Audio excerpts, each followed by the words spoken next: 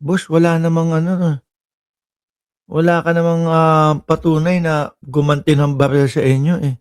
Minority, mas importante sa inyo ang 2028, mas importante sa inyo ang Senate presidency, kaso sa buhay na mga kasamahan nyo. O sige, tanggapin ko na yun. Tanggapin ko na kung meron utak pulbura, meron din utak politiko, but you're willing to see the Senate that way, and you're willing to join the narrative, to flip the narrative, to say that Muli ho ako magtatanong kay Peter Cayetano. No, hindi ko sinasabing direkta. Pagtatanong ito sa iyo, gago ka ba, sir? Ikaw ang nagsasabi, nagbibintang sa kanila na nakatanggap sila ng tip. Tapos ngayon sasabihin mo, sila yung nakikisali sa naratibo? Tama lang naman sinabi nila. O tinapos nila yung trabaho nila, ano pa gagawin? Tutunga nga sa Senado? Mas questionable yung pag-i-stay ninyo dyan. No? Kasi ang isang tao, empleyado, no, o senador, pagkatapos ng trabaho niyan, ang unang gagawin niyan, pumanik nga kagaya nung kay Senadora Risa Ontiveros, pumanik sa taas, magligpit, mag-ayos, umuwi. Yung sa inyo, basa ng mamamayang Pilipino eh.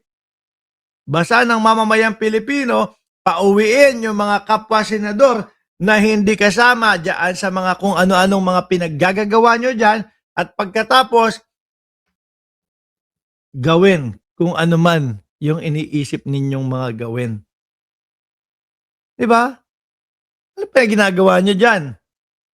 Baka hinintay nyo talaga na makaalis sila. Tapos saka kayo nag-CRT-han. Saka kayo, oh. Since I got there, magulo ang Senate. Why? Kailan naging crime ang magpalit ng Senate President? Sino ba nagpapasok ng NBI kaya Utik na to, paawa effect na to, pa-victim ang loko. Kailan pa naging krimen ang magpalit ng Senate President? Tapos maririnig natin kay Ablasa, oh. Kay Ablaska, inutusan po ako na ganun, mag-warning shot daw po ako eh. Sabi po ni Alan Peter Cayetano, Rika Alan Peter Cayetano. Ano? Kaya siguro live ng live itong si Peter Cayetano. kagulo nung Monday, hindi ba si Senator Soto? O, sino ba nagpadala ng NBI nung Wednesday kaya nagkagulo? Hindi ba si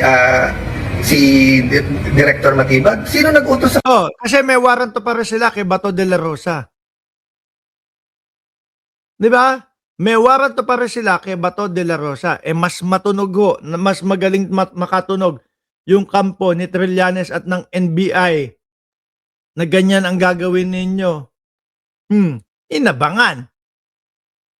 'Di ba? At narinig naman natin, Alan Peter Cayetano, galing mismo sa ICC, na totoo, tama yung warrant of arrest kay Bato de la Rosa. At ang ICC, for sure yan, nakipag-ugnayan na doon sa sa Interpol. Diba? May subpoena ang CIDG. Correct? kanya? I believe the President told him to stand down. But anyone below the President could have said, no, ako sundin mo, tumuloy kayo doon. He could have called me and tell me na huwag kayong maalarma, nandyan. When my sister called, ano sinabi niya? When Senator Loren, he kept on denying. Nung sinabi ng sister ko from the back, Wala naman talaga sila doon eh. kasi hindi na namin malaman nangyayari, do your job. Pinagsisigawan yung sister ko na huwag mo akong sigawan. Parang wala namang ganun pinagsisigawan. Halatang sinungaling yung kapatid mo, Lino Cayetano, oh. Ma'am, wag niyo po akong sigawan. Yun ang sabi ni Matibag. Di ba?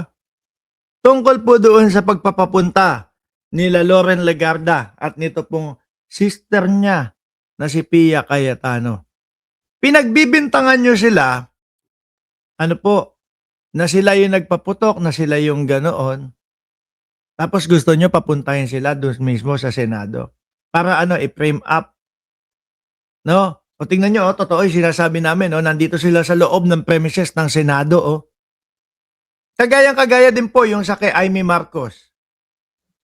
Hindi ko alam kung bakit merong mga NBI dito sa labas. Pati yung director nila nandoon na din sa labas.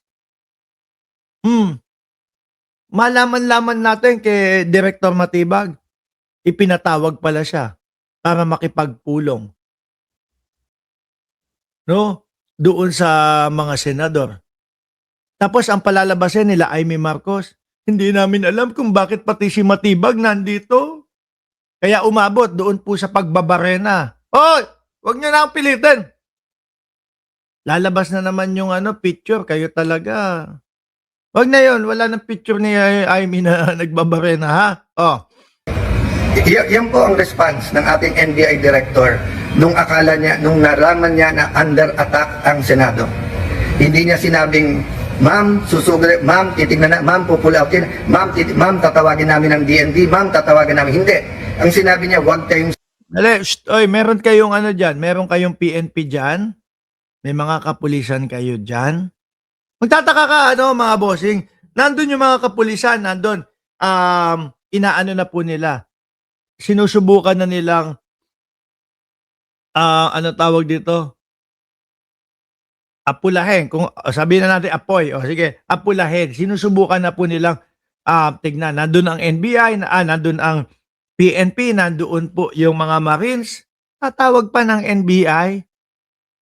Parang halata, sir, talaga na gusto nyong i-set up yung NBI para tumugma doon sa naratibo ninyo na nasa loob ng Senado ang NBI. Kaso hindi kumagat. Hindi umubra. Yari ka talaga dito, Peter Cayetano. Sisigawan. So mga kababayan, kung tumawag kayo ng 911 at sinabi yung nilulusob ng mga bahay nyo, may mga armado na puputukan, at ang sabihin ng taga 911 sa inyo, huwag nyo ako sigawan. Ano po mararamdaman nyo? Kung sumisigaw ka, talaga sasabihin sa iyo, dito mga kababayan, dito, kailan ba? Siguro, hindi, 911 ba yung denial ko? Ambulansya. Yung misis ko, parang mataas ang BP Dati, medyo sakitin. Ngayon, hindi na Tawag ako.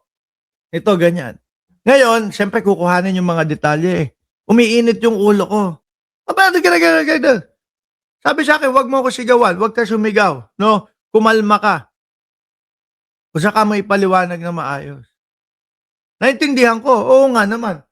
Kailangan yung mga vital signs, kailangan yung mga ganito, kailangan nilang alamin lahat. Di ba? Pero kung ang nyo, pag sigaw agad, yun talaga sasabihin sa inyo, wag nyo ako sigawan. Ipaliwanag nyo ng maayos. So, I have held back emotions. I have tried to answer as much as I can. I have a narration of facts. I have the videos. I could have made accusations yesterday sa harap ng media. They know what really happened. But I didn't. Why? Because our country is in several crises right now. The crisis brought by the oil shock. So I want the 5 or 7 bills that can help us. Tinawagan pa ho ako ng DepDev, yung dating NEDA na secretary. Kasi biglang kinancel ang LEDAC sa Tuesday at sabi ko, willing ba akong ituloy? Ito, willing po. Dahil napaka-importante to. At sabi niya may i-discuss na new taxes na importante. Sabi ko, willing to listen. O yung pala, sinasabi ng mga kasama namin, kinakausap at tinatawagan at yung iba'y tinatakot dahil kailangan daw magpalit ng Senate President sa Monday. Politika na po yun, isang tabi natin yun. Nako, patunayan mo yung mga sinasabi mo, sir. Kung hindi totoo yan, kabadingan yan.